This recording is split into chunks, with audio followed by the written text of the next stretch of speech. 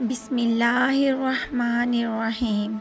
نواسہ رسول اپنے جانثاروں کی لاشیں اٹھا اٹھا کر نڈال ہو چکے ہیں، لیکن شجاعت حیدری کی جھلک اب بھی چہرے پر چمک رہی ہے۔ شیر خدا کے شیر اپنے تمام اثاثے لٹانے کے بعد خود گھوڑے پر سوار ہوتے ہیں۔ حضرت بی بی زینب رکاب تھامتی ہیں۔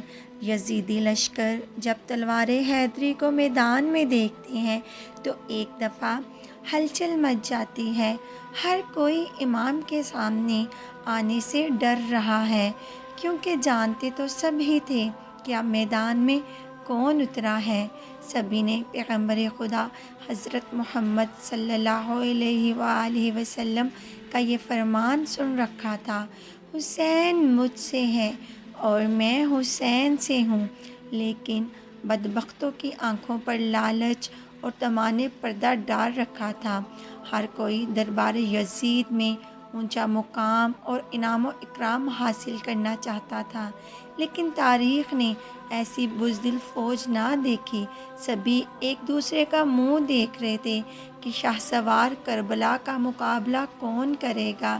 شجاعت حیدری کے وارث کو دیکھ کر یزیدی فوج نہ صرف انفرادی جنگ بندی بند کر دی، بلکہ اجتماعی حملہ کرنے کی بھی کسی کی جرأت نہ ہو رہی تھی۔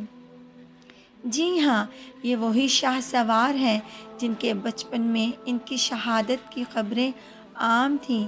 ایک دفعہ حضرت جبرائیل امین حضور اقدس صلی اللہ علیہ وآلہ وسلم کی بارگاہ میں حاضر ہوئے تو وہاں حضرت امام حسین بھی تشریف لے آئے اور حضور اکرم کی مبارک گود میں بیٹھ گئے۔ جبرائیل امین نے عرض کیا، اے اللہ کے رسول، آپ کی امت آپ کے اس بیٹے کو شہید کر دے گی۔ حضرت جبرائیل نے مقام شہادت بھی بتایا اور مٹی بھی پیش کی۔ اب حال یہ ہے کہ نواسہ رسول حضرت امام حسین میدان کی طرف بڑھ رہے ہیں اور بزدل فوج دور سے ہی تیر چلا رہی ہے کہ کہیں اگر یہ ہمارے قریب پہنچ گئے تو ہم بچ نہ پائیں گے۔ امام عالی مقام کو تیر لگ چکے ہیں۔ شمشیر حیدری پر پورا لشکر یکباری سے حملہ آور ہوتا ہے۔ خوف کے مارے فوجیوں کی گردنیں کٹ رہی ہیں۔ سینکڑوں یزیدی فوجی جہنم وصل ہو چکے ہیں کہ اچانک امام عالی مقام کو اذان کی آواز آئی تو آپ نے اپنی تلوار روک دی اور نماز پڑھنے کی مہلت مانگی۔ یہی وہ وقت تھا کہ جب شمر کے جوش دلانے پر مالک کندی نے پیچھے سے ایک ایسا وار کیا کہ تلوار گلہ مبارک کو کاٹتی ہوئی کاسہ سر تک پہنچ گئی۔ خون کا فوارہ نکل پڑا۔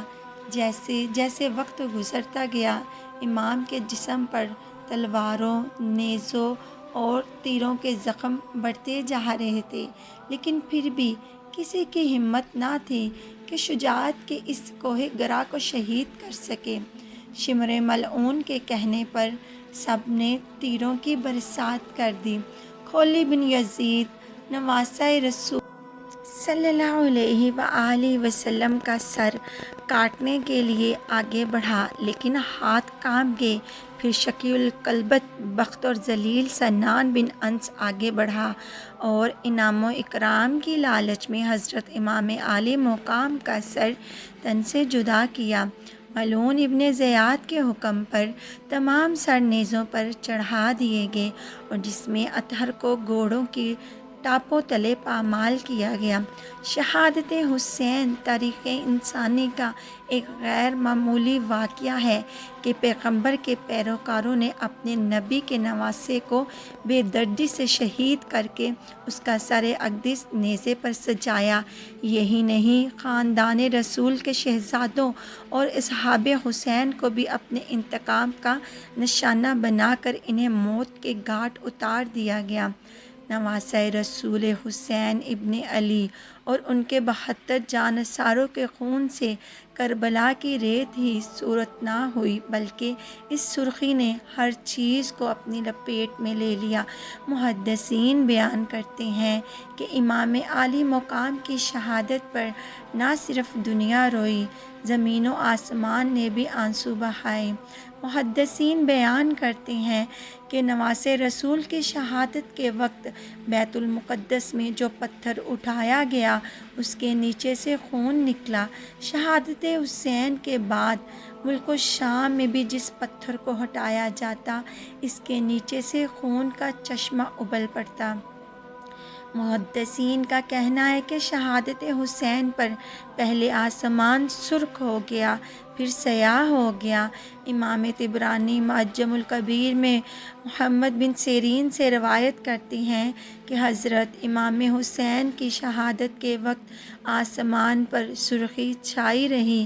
اس کے علاوہ امام بہقی نے اپنی کتاب دلائل النبوت میں یہ روایت نقل کی ہے کہ حضرت علی بن معصر نے اپنی دادی سے یہ روایت کی کہ انہوں نے کہا کہ امام حسین کے زمانے میں کم عمر دوشیزہ تھی۔ اس وقت آسمان کئی دنوں تک جمے ہوئے خون کی مانند ہو گیا تھا۔ حضرت امام حسین کی شہادت کے بعد سید زادیوں کو قیدی بنا لیا جاتا ہے۔ اب اس ویران کربلا کا قافلہ شہیدوں کے سروں کے ساتھ کوفہ کی جانب رواں دواں ہے۔ ادھر کربلا کی ریت پر سید زادوں کے جسم بغیر سروں کے بے غور و کفن بکھرے پڑے ہیں۔ اللہ اکبر! تاریخ گواہ ہے کہ شہادت کے 3 دن بعد یعنی 13 محرم کو مقام غازیہ سے قبیلہ بنی اسد سے خواتین دریا فرات پر پانی لینے آئیں تو انہوں نے بغیر سروں کے جسموں کو بکھرے دیکھا تو سب کی چیخیں نکل گئیں۔ واپس گھروں کو لوٹیں اور اپنے مردوں کو بتایا کہ خاندان نبوت کی لاشیں بکھری پڑی ہیں، ہمیں ان کو دفنانا چاہیے۔ چنانچہ کچھ مرد ان کے ساتھ میدان کربلا پہنچے اور قبر کھودنا شروع کی۔